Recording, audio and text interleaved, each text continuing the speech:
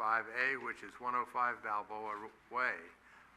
It's a request for a use permit to allow the construction of an addition which increases the gross floor area of the existing home by greater than 50% and exceeds 1,825 square feet of living area with a one-car garage per sections 12-200, 30B1, 12-200, 80A2, respectively, of the San Bruno Municipal Code. Staff report, please. Thank you and good evening. As stated, the applicant has applied for a use permit to construct an addition to the existing home at 105 Balboa Way. The site is located on Balboa Way, which is a cul-de-sac. It is currently developed with a one-story single-family home. The home contains 2 bedrooms, 1 bathroom, a living room, dining room, and 1 kitchen. There's a total of 961 square feet of living area with a 1-car garage. The applicant is proposing a first and second story addition. The first floor would be expanded by 133 square feet and would include a kitchen nook, laundry room, and a stairwell connecting the first floor and second floor living area. The second floor expansion would be 886 square feet and would include 3 bedrooms and 2 bathrooms. I'd also like to point out that the front porch will increase in depth by 4 feet. If approved and constructed, the home would contain 4 bedrooms and 3 bathrooms. The project was reviewed by the Architectural Review Committee in May, and the Architectural Review Committee did forward this project onto the Planning Commission with minor staff recommendations. As stated, the project requires a use permit because the addition is expanding the existing residence by more than 50%.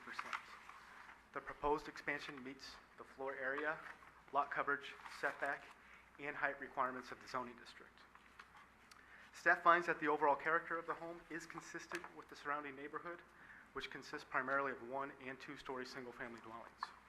Staff also finds that the addition is consistent with the residential design guidelines. Most notably, the second story is set back from the first story below, which is a common facade articulation technique. The addition will also incorporate stucco finish and an asphalt roof, which will match the existing home. Regarding parking, the applicant has applied for a use permit to exceed 1,825 square feet of living area while only providing a 1-car garage. Specifically, the amount of living square footage is 1,980 square feet.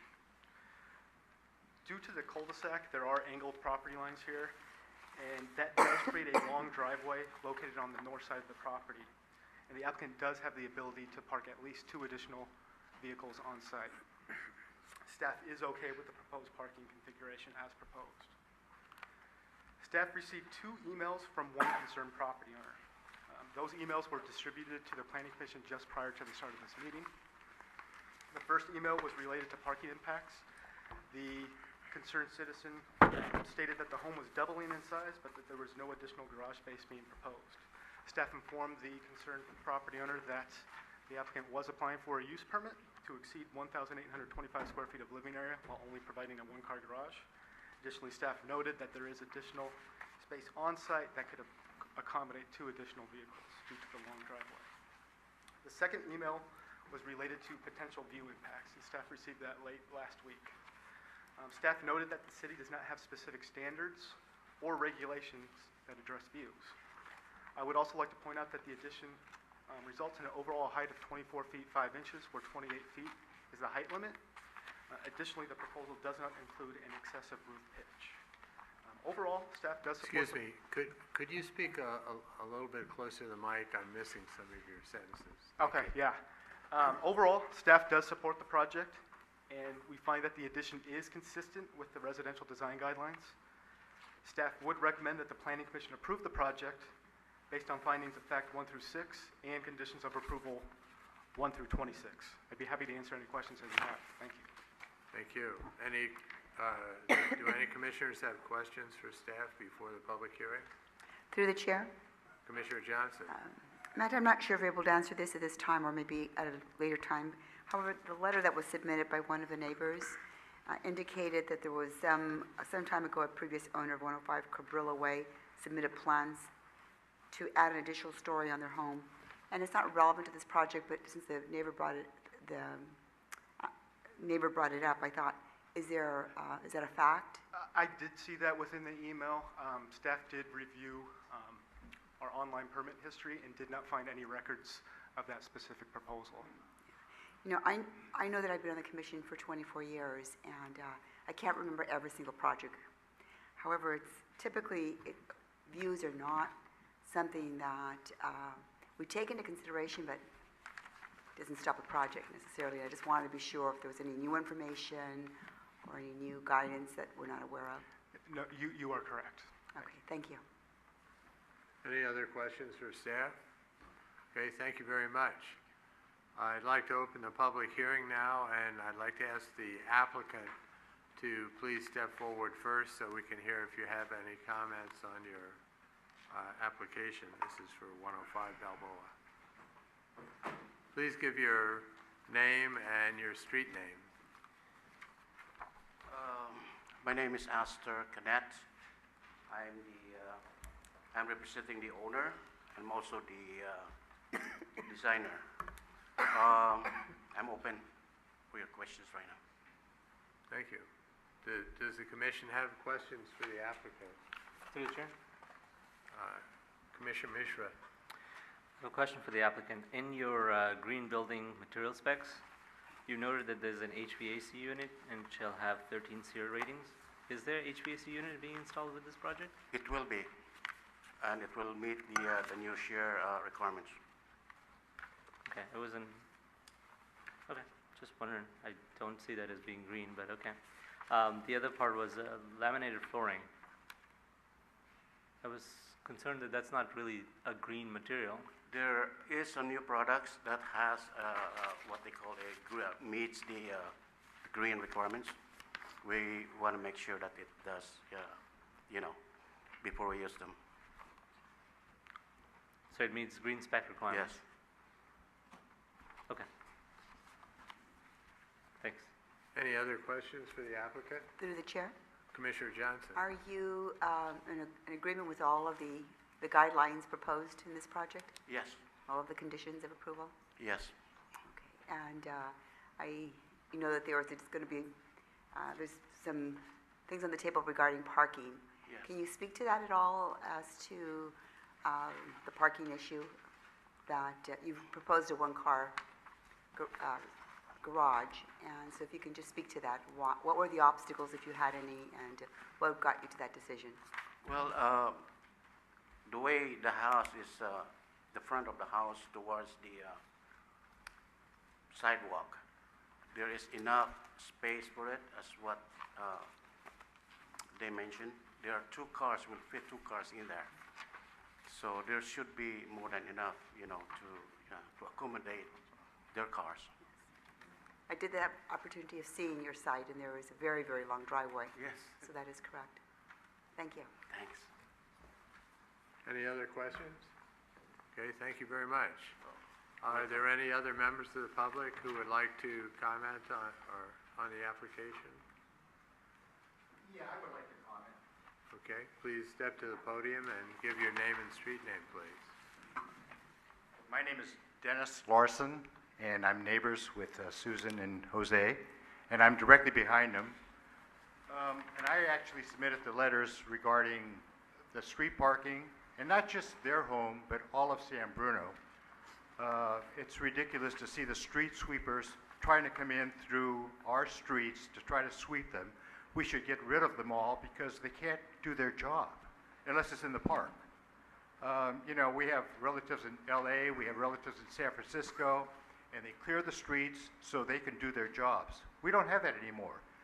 Most of our homes are oversized, and ordinances were put into place for a reason, because X amount of space should have been developed for trees, lawn, whatever, and not all these massive houses that are actually overcrowding our cities with cars and people, and not to say Jose and Susan are doing that, but a lot of our homes now are filled with more people than should be filled with. The garages are used for their stored equipment, stored this, stored junk, whatever it is, and there's no housing anymore for the cars, and they're all on the streets. And I think we should really address that issue, and ordinances were put in place for a reason. And for us to say, well, we'll give a variance for this, we'll give a variance for that, it doesn't work. And I know for a fact, Molineros that lived at 105 Cabrillo Way were turned down by the commission because they wanted a variance to go 2 stories up. And the reason that she gave us, which she's deceased now, but the reason she gave us is because they were blocking the views of the people on Santa Clarita. So whether it's a public record or not, that's a fact. We knew her well. We've been a resident of San Bruno for almost 50 years, 47. You know, we love San Bruno. And again, I think people should have big homes, but I think the property should accommodate the size of the homes and not just put all these massive buildings. We have one on the corner now that's really so out of place, it's unbelievable, you know? And if we keep approving these things, we're really destroying our city. And we destroyed our wells at one time, which are brought back, but I know they let them go, and they actually sent charges down there, and they destroyed the 3 wells that we have in San Bruno.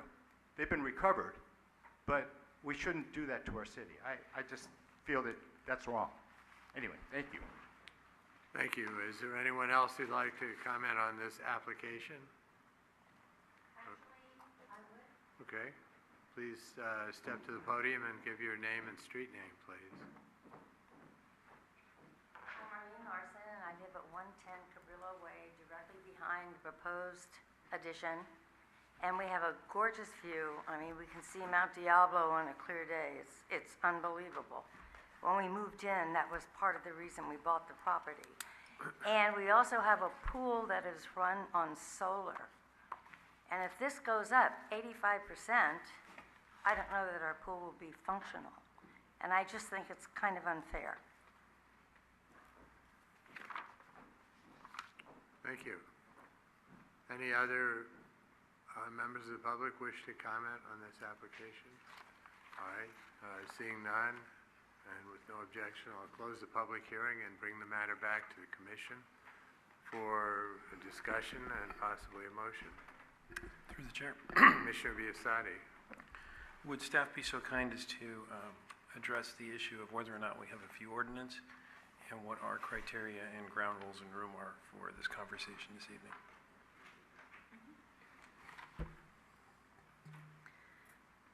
In regards to views, our municipal code does not have specific regulations or development standards that are related to views. So there is not a municipal code rule related to views. Our residential design guidelines do encourage applicants and designers and architects to design homes to minimize impacts on views to the degree that they can. And so the things that we often see people consider would be to make sure they're not using excessive floor-to-ceiling heights, not using excessive roof pitches, not excessive eave overhangs, or if there are other architectural features that are not integral to the house that may be considered optional. Those are some of the items that we often work with people on when it comes to views and potentially mitigating any impact on views. In this particular case, the house addition of the second story is set kind of to the left in the picture in your exhibit.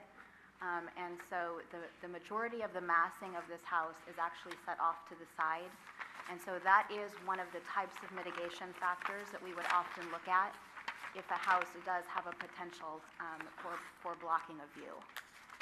So in this particular case, this house is already utilizing several of the features that we would often recommend in order to minimize the impact on views. Any other discussion?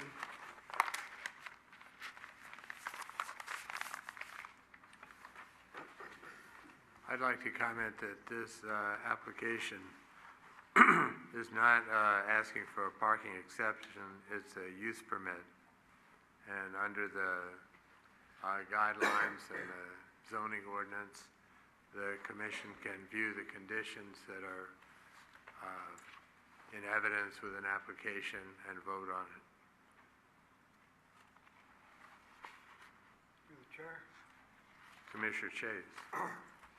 You know, and I appreciate all the comments by the public, because they're all heartfelt, and they're all, you know, they're all real, and I understand, you know, the parking and the views and all that. However, you know, as been stated, you know, we don't have a view ordinance, and really looking at all the requirements, they meet everything, nothing is exceeding. I mean, the floor area is still under the .55 guidelines, which is critical as guidelines, you know, and that's what it is, it's a guideline. Yeah, the square footage is a little bit more than if they, you know, for a one-car garage, but the driveway is so long. You know, myself personally, I'm in favor of this, although I understand the comments that the public has made, but doing the job that I know that I have to do, I know which way I'm gonna have to vote on this. I don't see anything wrong with this. Were you thinking of making a motion? I was actually gonna make a motion, and if nobody else has any other comments about it, I'll make a motion to approve use permit 14-003, based on findings of fact 1 through 6, conditions of approval 1 through 26. Is there a second? Second. Okay. All those in favor say aye. Aye. Aye. Opposed? Motion carries, and there's a 10-day appeal period. Thank you.